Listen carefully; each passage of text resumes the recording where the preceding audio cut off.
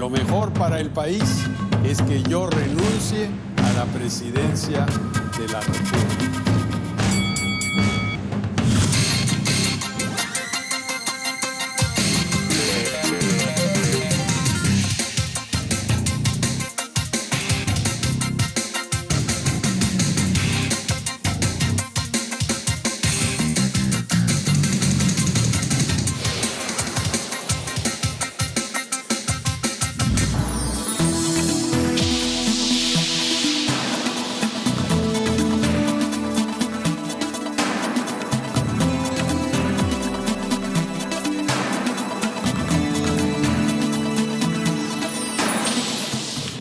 ¿Cómo está? En el aire, temas del día. Le invito a repasar nuestra pregunta a Twitter para que participe.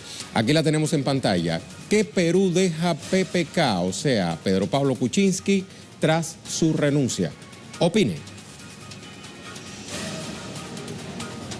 Justo es Perú nuestro primer tema del día. En medio de la crisis política que atraviesa el país, hoy el Congreso debatirá la resolución que acepta la renuncia de Pedro Pablo Kuczynski, mientras el pueblo pide que se convoque a nuevas elecciones. Le vamos a ampliar a continuación.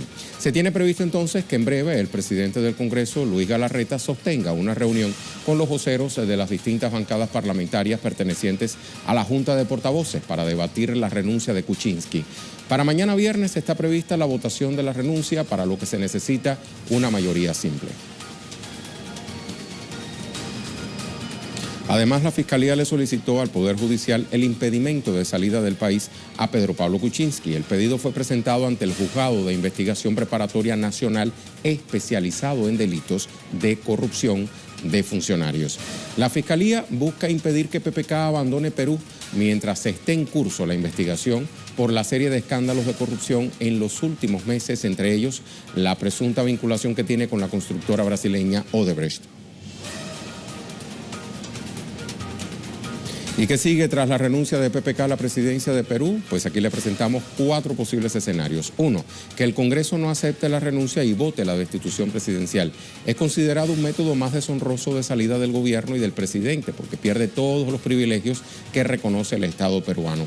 De ser así, la Constitución establece que sea el vicepresidente quien asuma la jefatura de gobierno. En segundo lugar, tenemos que el vicepresidente, Martín Vizcarra, en este caso, asuma la presidencia, como establece la Carta Magna peruana. Sin embargo, Vizcarra podría renunciar también a la presidencia de Perú y el Congreso tendría que aceptar o rechazar su dimisión. Tercero, de aprobarla, ocurriría el siguiente escenario. Asume la jefatura de Estado la segunda vicepresidenta, Mercedes Arauz. Y cuarto, si Vizcarra y Arauz rechazan la presidencia, aún quedaría otra posibilidad. La última opción sería que Luis Galarreta, presidente del Congreso, miembro además del Partido Fuerza Popular, tome las riendas del país. Y mientras esto se delibera en las próximas horas, el colectivo No a Keiko ha convocado a marchar esta tarde. La movilización está pautada para las 6 de la tarde hora local. El punto de concentración será la Plaza San Martín en Lima. El movimiento pide que se vayan todos y nuevas elecciones. Jaime Herrera, nuestro corresponsal en Lima, nos tiene la actualización. Te saludo, Jaime. Te encuentras en la sede del Congreso peruano. Hay 2 eventos próximos a ocurrir. El último, que acabo de mencionar, la movilización, que no solo es contra Keiko Fujimori, es, como bien dicen, que se vayan todos. Y el otro, bueno, justamente por esa razón te encuentras en la sede del Legislativo. Cuéntanos, por favor.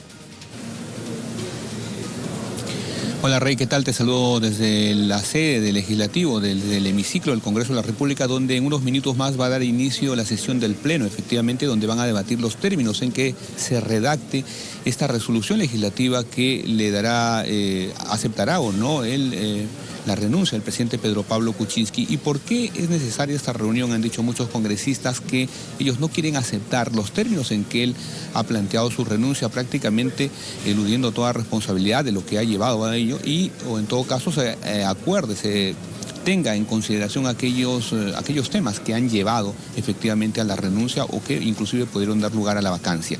Tal es así como los actos de corrupción por los cuales él es actualmente investigado, y también la sospechosa compra de votos de algunos miembros del partido fujimorista para que ellos eviten obviamente su vacancia. En tanto, tal como lo manifestabas ya, también en las calles el día de hoy la población peruana se va a manifestar, sobre todo convocados por distintas organizaciones sociales, quienes están pidiendo exactamente eso, que se vayan todos, porque tienen ellos el pensamiento de que la clase política actual está corrompida. Hay varias investigaciones de corrupción en los distintos movimientos políticos que están a cargo del legislativo o del mismo ejecutivo, y por ello es que hoy día van a salir en contra de lo que ha venido sucediendo durante los últimos 20 años, con hechos de corrupción que han generado que todos los expresidentes e inclusive el actual presidente estén involucrados en esos temas de corrupción, algunos casos alrededor de Lava Jato y en otros inclusive en temas también referidos a otros casos de corrupción que se vienen investigando en los distintos fueros, tanto en el Congreso como en la Fiscalía, Arbe. Muchas gracias, Jaime. Estaremos pendientes entonces de los próximos acontecimientos. Hasta la próxima. Jaime Herrera, nuestro corresponsal en Lima, Perú. Vamos a repasar la pregunta Twitter para que participe si se acaba de conectar con nosotros.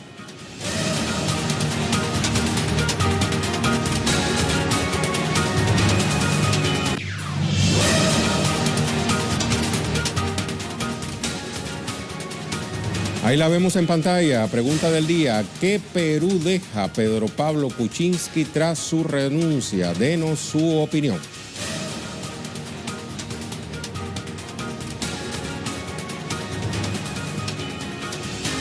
Nuestra imagen del día hoy nos va a llevar a Francia. Estudiantes, controladores aéreos y trabajadores del sector público se manifiestan contra las controvertidas reformas impulsadas por el presidente Emmanuel Macron. La huelga ha estado marcada por la represión policial. Ahí vemos estas muy tristes imágenes. Esta es la Francia de hoy. Y con ellas nos vamos a la pausa.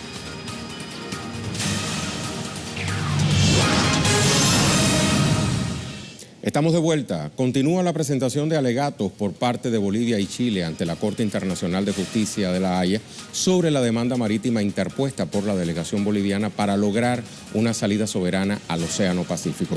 Le ampliamos en nuestro segundo tema del día.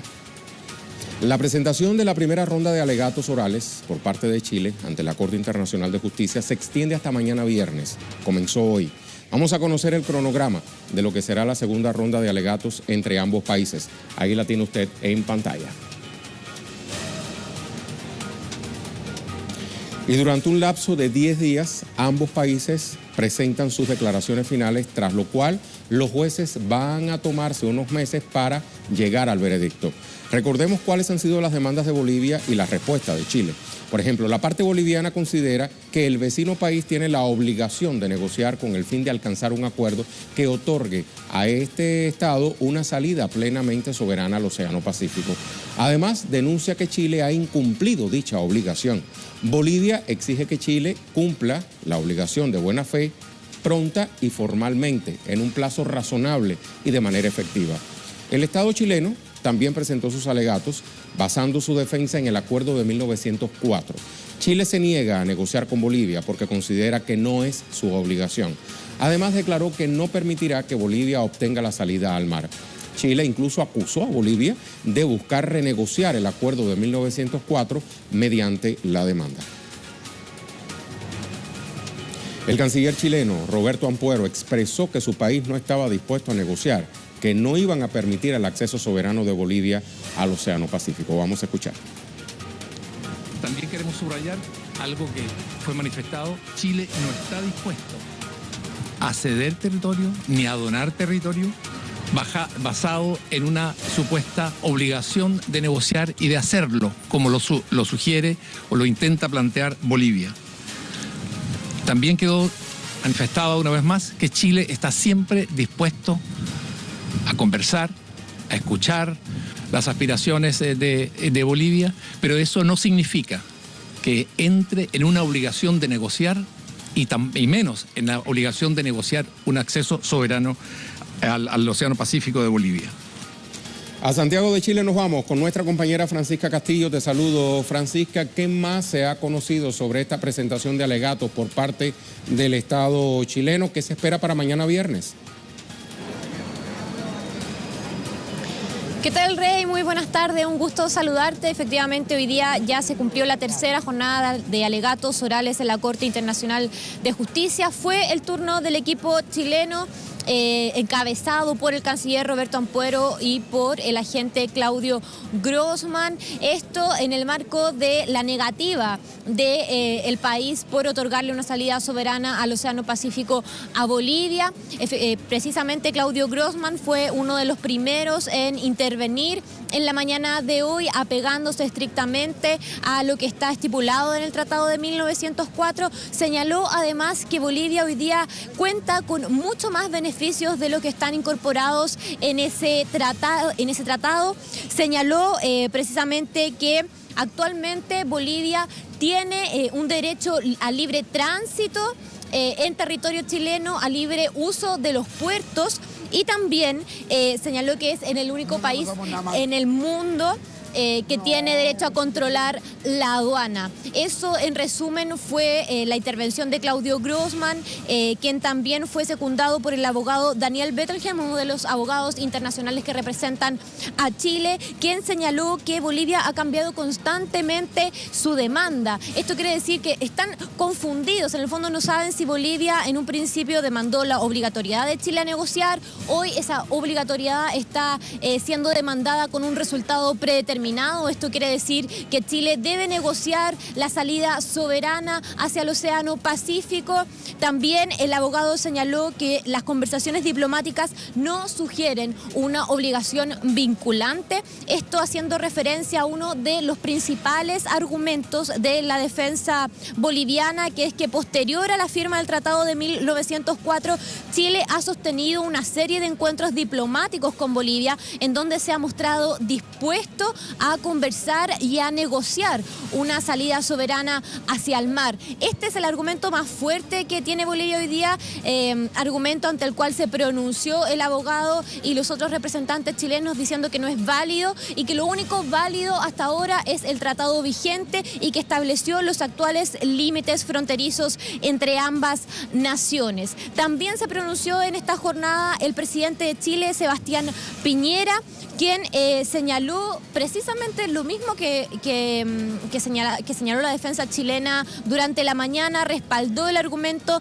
de que actualmente y a raíz del Tratado de 1904 no es posible negociar la soberanía de Chile, ni la soberanía marítima ni territorial tampoco. También señaló que la piedra angular es este tratado y por lo tanto no hay nada más que conversar, no hay nada más que negociar, reiterando lo que han sido las declaraciones del equipo chileno durante los últimos días y que también va a seguir fundamentando lo que va a ser la intervención de mañana viernes como último día en donde se van a recibir los alegatos orales antes de los contraargumentos que se van a presentar durante la próxima semana. Esto, por supuesto, tuvo reacciones en Bolivia. El presidente Evo Morales y también uno de los coagentes bolivianos respondieron a las intervenciones chilenas y esto va a continuar por lo menos hasta la próxima semana cuando ya concluya esta etapa en la Corte Internacional de Justicia en La Haya. Nosotros vamos a seguir atentos a las reacciones acá en Chile para seguir ampliando cómo se desenvuelve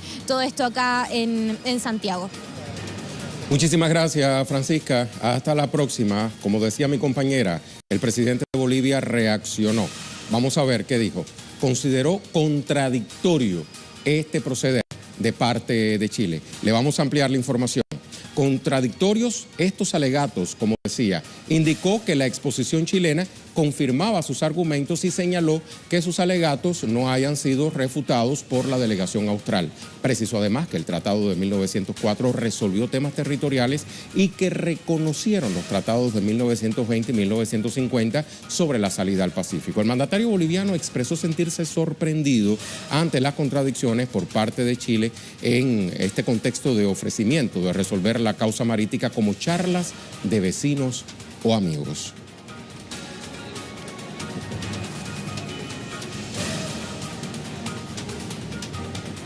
A La Paz nos vamos con Freddy Morales. Freddy, ¿cómo estás? Veíamos la reacción del presidente Evo Morales.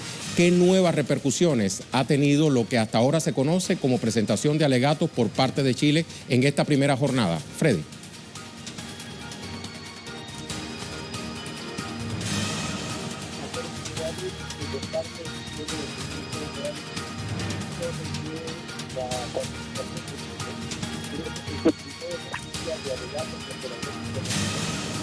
En otro momento tendremos a nuestro compañero Freddy Morales. Vamos entonces a pasar a nuestros tweets de corresponsales, otras informaciones que también son noticia durante esta jornada.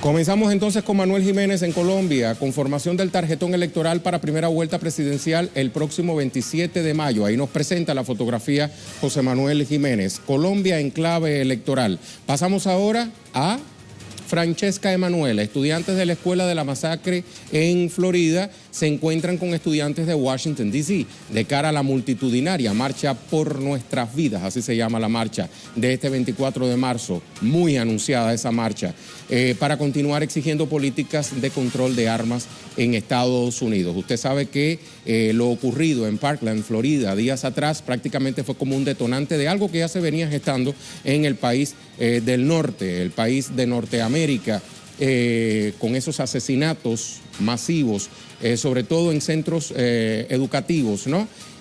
Repito, la gota que colmó la copa fue lo ocurrido en Parkland, Florida, y ya dice, marcha por nuestras vidas. Son los estudiantes los que toman cartas en el asunto ante la negativa tanto de la administración Trump como de la Asociación Nacional del Rifle de hacer algo por sus vidas. Pablo Pérez, vamos un poco más abajo, México. A un año de que se conociera el espionaje digital a través de Pegasus, la PGR, o sea, la Procuraduría General de la República en México, no ha develado quién está tras las irrupciones en la privacidad de periodistas y activistas. Uno más. André Vieira, Lula pelo Brasil. En este caso, Lula pelo Sul, porque está justamente en los estados del sur de Brasil, Lula, en esta cuarta caravana, digo. En Cruz, durante a passagem de Lula pelo Brasil e Dilma, o sea, Dilma Rousseff, Marielle Franco fue lembrada más una vez. O sea, Marielle vive, fue recordada también en la ciudad de Cruz Alta. Lula pelo Brasil, una de las etiquetas que está posicionada. Lula Libre, porque recuerde que también, bueno, lo pronuncié en francés, Lula Libre, está también en juego el tema judicial del expresidente brasileño y como un mar de pueblo durante este recorrido por el sur del gigante suramericano apoya la candidatura del exmandatario de cara a las próximas elecciones presidenciales y dice Lula tiene que quedar libre de toda acusación porque elecciones sin Lula son fraude. Vamos más allá. Madeleine García, vicepresidente de Comunicación y Cultura, Jorge Rodríguez, está de gira internacional por la paz. Se encuentra en Europa de visita a medios de comunicación y otras instancias llevando la verdad de Venezuela. El primer país es España y luego sigue rumbo a Francia. De eso le hemos hablado también hoy en nuestra programación. Y Cristian Salas dice, el ELN y el equipo de paz del gobierno de Colombia avanzan en el diálogo de paz en Quito. Ahí tenemos el video de nuestro compañero Cristian Salas, lo vamos a escuchar.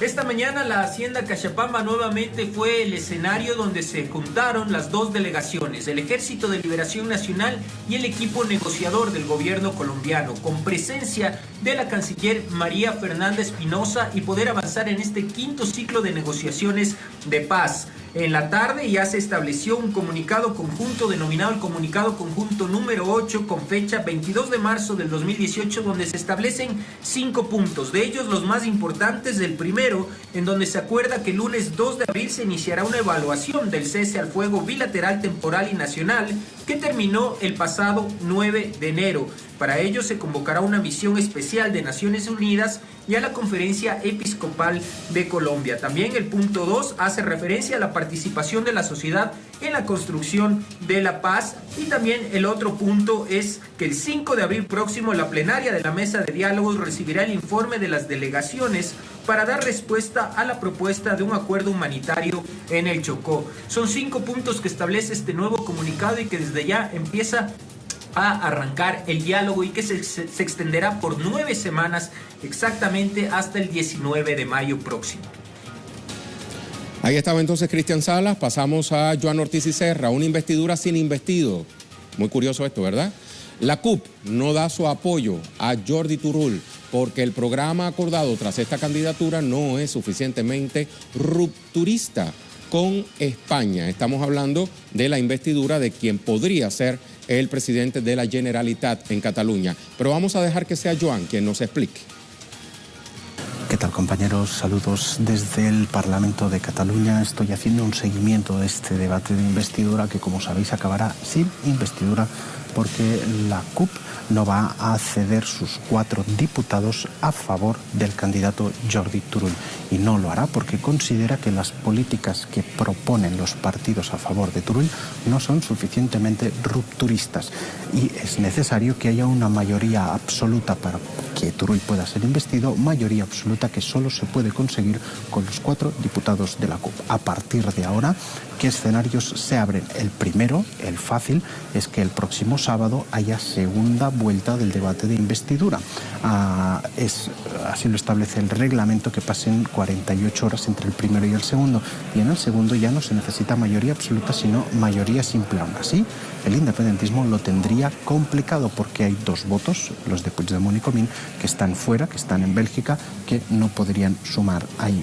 Pero eso si llegamos al sábado. Mañana Jordi Turull tiene cita ante el Tribunal Supremo y el juez Llarena, que le dirá de qué se le acusa, posiblemente de sedición y de rebelión, puede que lo inhabilite o puede que lo envíe a la cárcel.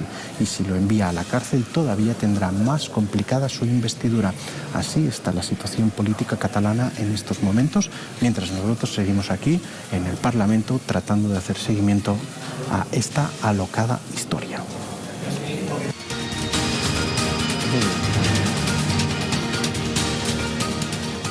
Pasamos a nuestro tema en desarrollo. El primer ministro de Antigua y Barbuda, Gastón Brown, fue juramentado este jueves tras resultar durante los comicios celebrados la víspera, pues reelecto. Brown llevó al Partido Laborista a la victoria en elecciones anticipadas. La tolda obtuvo 15 de los 17 escaños del legislativo. Una victoria abrumadora. Nuestro enviado especial, Rolando Segura, nos tiene los detalles. Saludos, Rolando. Adelante. Ya se vive el ambiente postelectoral en Antigua y Barbuda con el feriado que decretó, como indica la Constitución, el primer ministro Gastón Brown al ganar la mayoría parlamentaria que le permite gobernar por otros 5 años. Un feriado en el que la gente se ha mantenido en las calles con sus camisetas, con los colores que predominaron durante la campaña electoral, y también durante esta jornada el primer ministro de Antigua y Barbuda se juramentó, tomó posesión de su cargo, también nombró a su equipo de gobierno para enfrentar los principales problemas que se han estado discutiendo durante este mes de campaña electoral, relacionados fundamentalmente por cómo sobrevivir en un pequeño estado insular como Antigua y Barbuda, un país que vive fundamentalmente del turismo, por ejemplo, de cruceros, que apenas deja en islas como estas el 15% de sus ganancias, y al mismo tiempo ese escenario que hoy parece un paraíso acá en Antigua y Barbuda, en apenas 2 meses se puede convertir en todo lo contrario cuando inicie la temporada de huracanes, porque estas son islas que tienen una infraestructura bastante precaria para soportar la intensidad y la frecuencia de los fenómenos meteorológicos que han sido provocados por el cambio climático. Pero el primer ministro de Antigua y Barbuda disolvió el Parlamento y convocó a elecciones anticipadas para enfrentar precisamente esa encrucijada en la que se encuentra esta nación del Caribe, y hoy prometía escuchar la voz del pueblo y enfrentar esos desafíos que tiene esta nación del Caribe oriental. Muchísimas gracias, Rolando. Así están las cosas por el Caribe nuestro, el Caribe insular. Vamos a recordar la pregunta Twitter y las respuestas.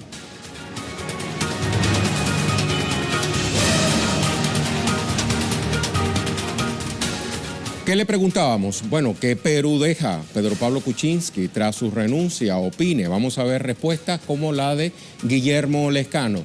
Deja un país financieramente quebrado, con un déficit fiscal demasiado elevado. Al pueblo todo lo abandona moralmente destruido. La gente allí está realmente indignada. Veremos las reacciones de Martín Vizcarra. Recuerde, el vicepresidente que presuntamente va a asumir como presidente de Perú de manera interina hasta que se convoque a nuevas elecciones. ¿Otra respuesta? La de Iván Ortiz. Lamentablemente deja un país que, aunque cambie de presidente, no ofrece garantía alguna de algún cambio en el sistema neoliberal extremo en el que navega. Vizcarra seguirá atendiendo a los intereses de la derecha empresarial, que es quien realmente tiene el poder. José Manuel Barroso, el legado del corrupto presidente peruano Pedro Pablo Kuczynski deja a Perú en un estado de abandono moral. Muchos de sus altos funcionarios están acusados por el mismo delito.